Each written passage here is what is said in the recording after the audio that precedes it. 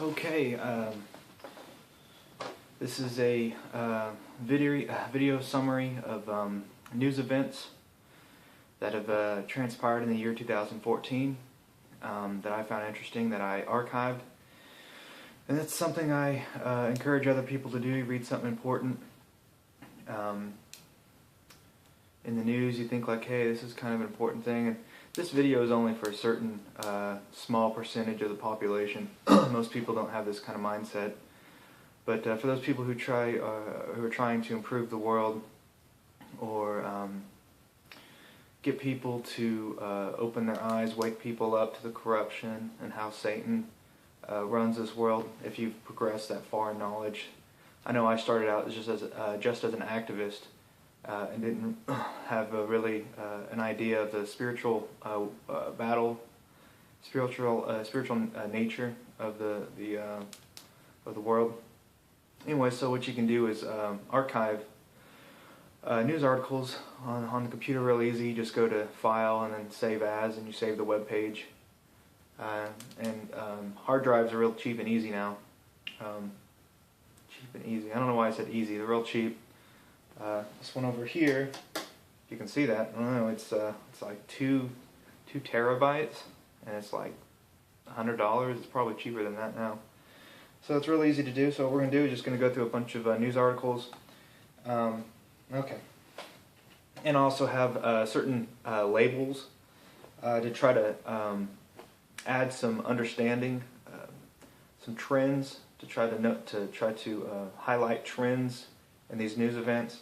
And it's you'll see what it turns. And most of them are under the label police state. But I try to add some teaching into these just random news reports. Okay, the first one is the U.S. military. Sex assaults. The reports are up 8%. And I could have went through all the sources on this, but this is one of those deals where it would have taken me a long time to do. And I think the one or two people that are going to watch this and actually get what I want them to get out of it, they're going to believe me. They're going to hear the truth and know what is true.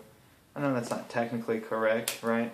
But I'm not going to spend 3 weeks doing this video, getting all the sources, and you're saying, oh, it's easy to just put the source on there, why don't you do that? Well, it's not easy. I mean, when you have like 80-something stories, and you're constantly copying the author, and what the date, and what website, it took way longer than me just going through there and getting exactly what I wanted out of each website. So that's what I did. I started off with a few of them with a copyright, and eventually I said, it doesn't matter. There's not the people that are going to listen to this are going to listen to it. The people that aren't. So, okay, the first one they said 5,000 men were raped in the military this year. I know that's hard to believe, and I don't know if I do believe it. But there's a lot of crazier things that have happened. That's just a news story that came out. What you can do if you want to find the sources, you can do a search for these things. 5,000 men raped in the military this year. I'd probably pull up the article.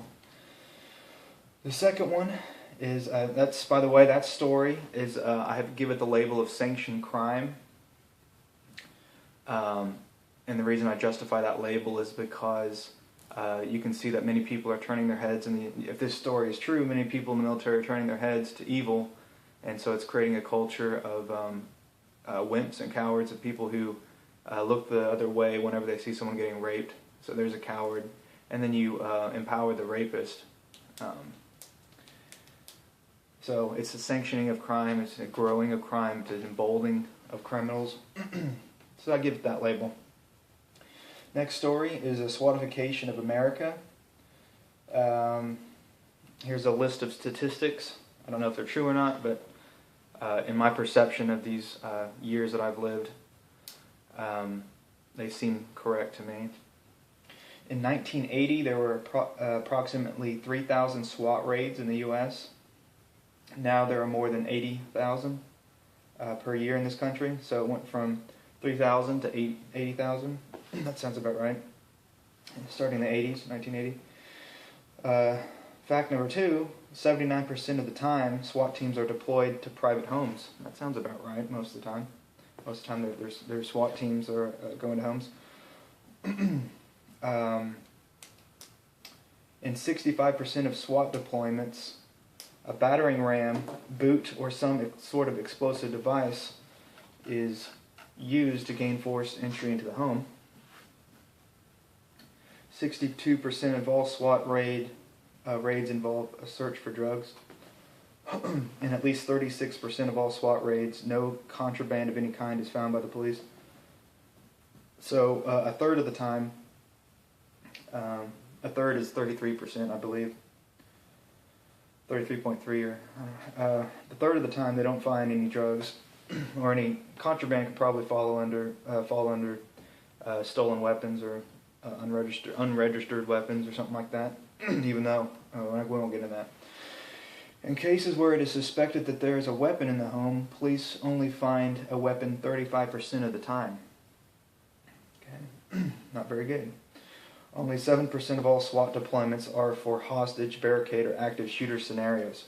And that's how they sold the SWAT team to Americans, is under the guise of a hostage situation, bank robberies, such and such. And this guy is saying that only happens 77% of the time. Okay, factoid number 10. Even small towns are getting SWAT teams now. 30 years ago, only 25% of the communities with populations between 25,000 and 50,000 had a SWAT team.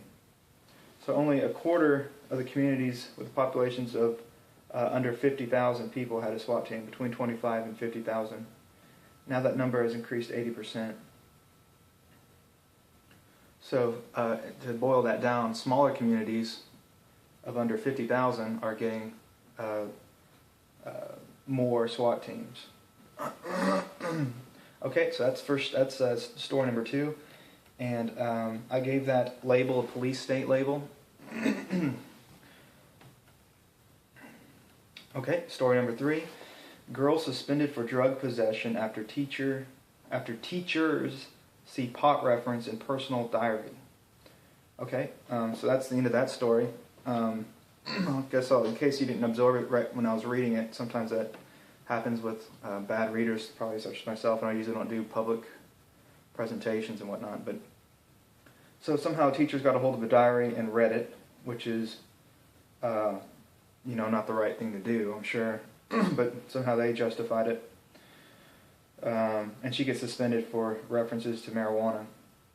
I have a label of despotism under that one. If you're not familiar with that word, it's kind of an unfamiliar word. I'm not that familiar with it myself, but despotism is the idea of someone ruling over you, having the authority over you. Since that'll be another video, but yeah, typically here in America we like to think of ourselves as being free from people. Let's see, they have that motion right there, just getting their thumb and squishing you, we're free from that. And teachers don't have the right to open up a child's diary, I don't care who you are. So that's despotism, that's authority, that's oppression, you could call it oppression. The U.S. Constitution uses the word despotism. And I highly recommend, there's a YouTube video floating around, I should probably post my own copy of American celebrities, celebrities that are reading the U.S. Constitution. And it's really interesting because the U.S. Constitution sounds so familiar to our present situation. It's astounding. I highly recommend you look for that. So I use that word despotism because that's what the U.S. Constitution used. And that document is probably like the second most important document in this country besides the Bible. And I don't King James Bible, if you can speak English. I don't recommend any of the other New Age Alexandrian perverted Bibles. I have a video on that. You can check on YouTube yourself. But they're inferior. I would debate anyone who wants to challenge that. Just send me a comment. We can go online and record it and stuff. It'll be great. Okay, so story number 4. Let's see what we're doing for time. Yeah, I'm going to try to keep these down to 10 minutes. We'll go into part 2.